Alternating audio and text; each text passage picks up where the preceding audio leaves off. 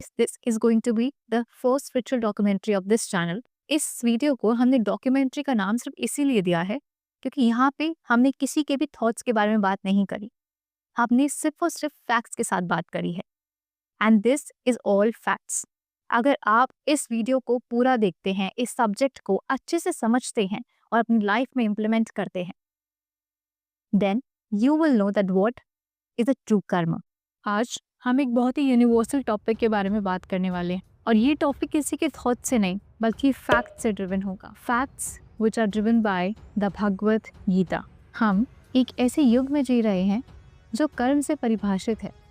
हम भागते हैं, हम पीछा करते हैं, हम प्रयास करते हैं, बट जस्ट लुक अराउंड, क्या हम आज़ाद हैं? हम अक्सर ये मानते हैं कि कर्म एक बैलेंस शीट है, अच्छा करो तो अच्छा मिलेगा और बुरा करो तो बुरा। Cosmic court of justice. लेकिन क्या होगा अगर मैं आपसे ये कहूँ कि ये नॉलेज, ये ज्ञान अधूरा, इस बिलीफ इज इनकम्प्लीट। कुरुक्षेत्र के मैदान में कही गई ये भगवत गीता एक गहरा सत्य बताती है। ये एक आईना है। ये कर्म का वो विज्ञान है जो बंधन नहीं बल्कि परम मुक्ति की ओर ले जाता है। It is the science of action that leads not to bondage but to moksha, absolute freedom. और सबसे पहली बात कर्म को समझने की ये है the realization that you can not act. कोई भी जीव, कोई भी मनुष्य एक क्षण के लिए भी बिना कोई कर्म किए नहीं रह सकता। आपका मन कर्म है,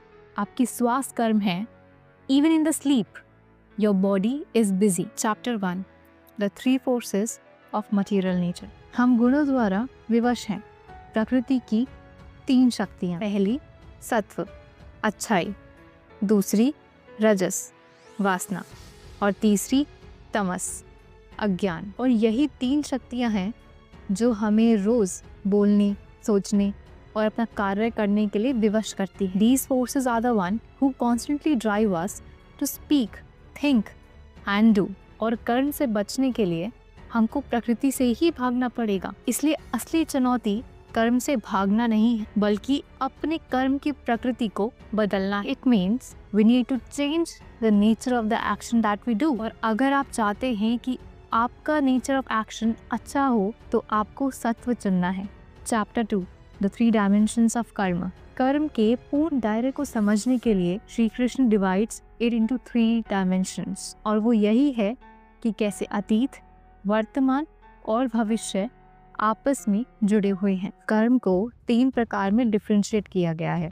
सबसे पहला संचित कर्म, दूसरा प्रारब्ध कर्म और तीसरा क्रियमाण कर्म। कर्म को गहराई से समझने के लिए हमें इन तीनों कर्मों के प्रकार को समझना जरूरी है। तो आइए शुरू करते हैं। सबसे पहला संचित कर्म। संचित कर्म आपके अनगिनत पिछले जन्मों के सभी कर्मों का संचय है। The total accumulation of all your karmas in your previous lifes. और ये वही कर्म है जो आपकी नियति की संभावनाओं को एक आकार देता है। दूसरा प्रारब्ध कर्म। ये संचित कर्म का वो हिस्सा है जो कि पक चुका है और फल देने के लिए बिल्कुल तैयार है। मतलब कि इस विशेष जीवन में अनुभव किए जाने वाले सारे कर्म प्रारब्ध कर्म हैं। वो प्रारब्ध कर्म ही हैं जो आपके जन्म, आपका परिवार और आपके जीवन की मुख्य घटनाओं को तय करते हैं। दोस्तों, प्रारब्ध कर्म एक ऐसा तीर है जो कि चल चुका है और अब इसको अंडू करना पॉसिबल नहीं है। बिल्कुल आप तीर के उतरने की जगह नहीं बदल सकते, लेकिन एक चीज़ है जो आप बदल सकते हैं।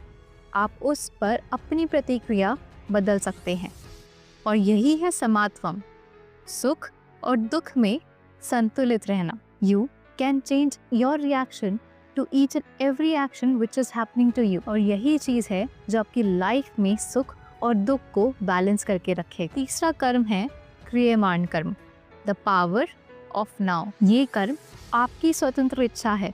वो कर्म जो आप अभी कर रहे हैं, आपकी सोच, आपका इरादा और आपके कार्य इस कर्म को जन्म देते हैं। क्रियमाण कर्म आपके वर्तमान का कर्म है। अगर आप अभी खाना खा रहे हैं तो वो आपका क्रियमाण कर्म है। अगर आप अभी किसी का बुरा सोच रहे हैं तो वो आपका क्रियमाण कर्म है। अगर आप अभी किसी की मदद कर रहे हैं तो वो आपका क्रियमाण कर्म है। और आपका क्रियमाण कर्म ही आपके वर्तमान के कर्मों को जन्म देता है और उनके फलों को भी।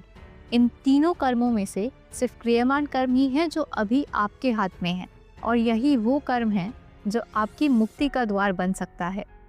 ये वही कर्म है जो आपकी लाइफ को वो बना सकता है जो आप उसे बनाना चाहते हैं। Chapter 4 the formula of freedom. यहाँ श्री कृष्ण हमें एक बहुत ही इम्पोर्टेंट क्वेश्चन का आंसर देते हैं। अपने अतीत के बंधनों से मुक्त होने के लिए हम कैसे क्रियमाण कर्म का प्रयोग कर सकते हैं, और इसका उत्तर है निष्काम कर्म। अगर आप निष्काम कर्म को समझना चाहते हैं तो आपको बस ये फेमस श्लोक समझने की ज़रूरत है। कर्म करने में ही तुम्हारा अधिकार है, उसके फलों में कभी नहीं। And there are 3 steps from non binding action. अगर आप चाहते हैं कि आप अपने कर्मों से मुक्त हो जाएं, तो बस आपको ये 3 स्टेप्स ही फॉलो करने हैं। पहला, इंटेंशन, आपका इरादा। एक प्योर सेल्फलेस मोटिव से काम करिए, ना कि अपने पर्सनल गेन के लिए। सेकंड, फोकस, अपने काम को 100% फोकस के साथ कीजिए और अपने काम में अपना पूरा एक्सेलेंस देने की कोशिश कीजिए, बिल्कुल इस तरह जैसे आप अपने काम को भगवान को ऑफर कर रहे हैं। और तीसरा है सरेंडर।